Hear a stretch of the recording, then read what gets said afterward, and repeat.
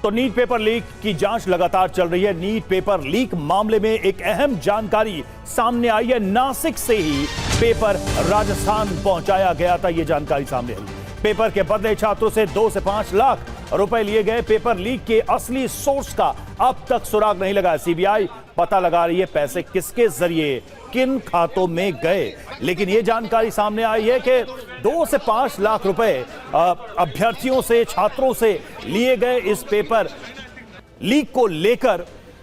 और नासिक से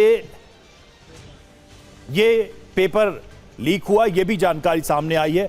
और इस तरीके से अब इस मामले में यह एंगल देखा जा रहा है कि यह पैसे किन खातों के जरिए कहां पहुंचाए गए। नासिक से ही पेपर राजस्थान पहुंचा लीक होकर। और देखिए, नीट यूजी पेपर लीक मामले में हर दिन नए और चौंकाने वाले खुलासे हो रहे हैं। जांच एजेंसियों ने अब उस पूरी चेन को डिकोड कर लिया है जिसके जरिए पेपर लीक राजस्थान होकर पहुंचा। और देखिए, इस खेल के 3 मुख्य किरदार हैं। कौन कौन है वो आपको बता दें।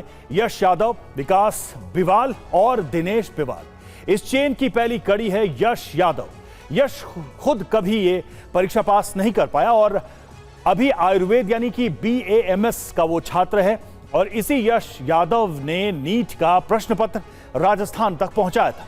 लेकिन राजस्थान में इसका मददगार कौन था, अब सवाल ये है। जांच में सामने आया है कि यश यादव की पहचान विकास बिवाल से थी। विकास बिवाल ने इस लीक पेपर को आगे बढ़ाने में अपने पिता का इस्तेमाल किया।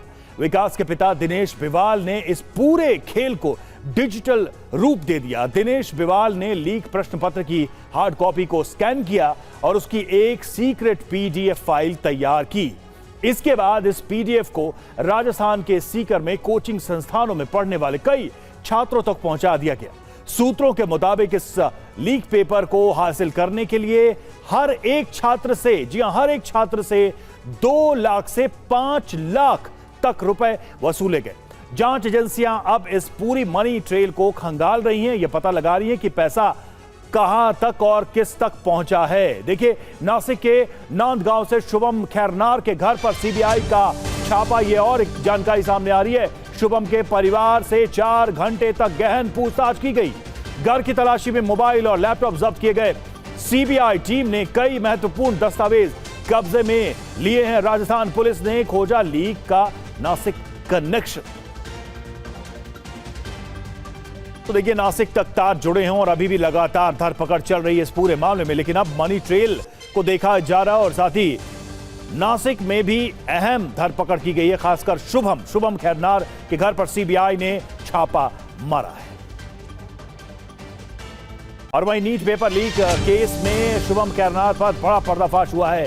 शुभम SR एजुकेशन कंसल्टेंसी चलाता था। MBBS, BAMS, BHMS इंजीनियरिंग के लिए कंसल्टेंसी देता था। पिछले 2 से 3 वर्षों से यह कारोबार चल रहा था। सोशल मीडिया पर बड़े पैमाने पर विज्ञापनबाजी भी की जाती थी।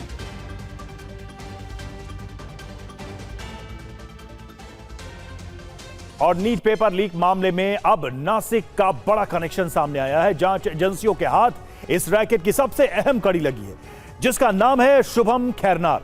शुभम की पूरी कुंडली खंगालने पर पेपर लीक के एक बड़े इंटरस्टेट नेटवर्क का पर्दाफाश हुआ। अब तक की जांच के मुताबिक शुभम खैरनार इस पूरे खेल में पेपर की खरीद बिक्री का काम कर रहा था। शुभम ने सबसे पहले नासिक के ही एक संदिग्ध शख्स से नीट का लीक पेपर 10 लाख रुपए में खरीदा। इसके बाद उसने अपना मुनाफा कमाते हुए इसी पेपर को हरियाणा के एक खरीदार को पूरे 15 लाख रुपए में बेच दिया। यानी एक ही झटके में 5 लाख रुपए का सीधा मुनाफा। इस अवैध धंधे को छुपाने के लिए शुभम ने एक बाकायदा मुखौटा तैयार किया था। वो नासिक के सबसे पॉश इलाके कनाडा कॉर्नर में SR एजुकेशन कंसल्टेंसी नाम से एक दफ्तर चला रहा था। पिछले 2-3 सालों से इस फर्जी कंसल्टेंसी के जरिए वो मेडिकल और इंजीनियरिंग में एडमिशन दिलाने का दावा करता था। सीधे सीधे छात्रों को फंसाने के लिए उसने सोशल मीडिया पर भारी विज्ञापन और डिजिटल प्रमोशन का सहारा भी लिया। लेकिन उसकी पूरी पोल खुल चुकी है और वो सीबीआई की कस्टडी में फिलहाल है। छापेमारी भी उसके घर पर की गई है। और इस बीच देखिए, नीट पेपर लीक मामले की जांच बिहार तक पहुंची। सीबीआई की 2 सदस्यीय टीम बिहार में है और परीक्षा से एक दिन पहले 7 लोग गिरफ्तार हुए थे।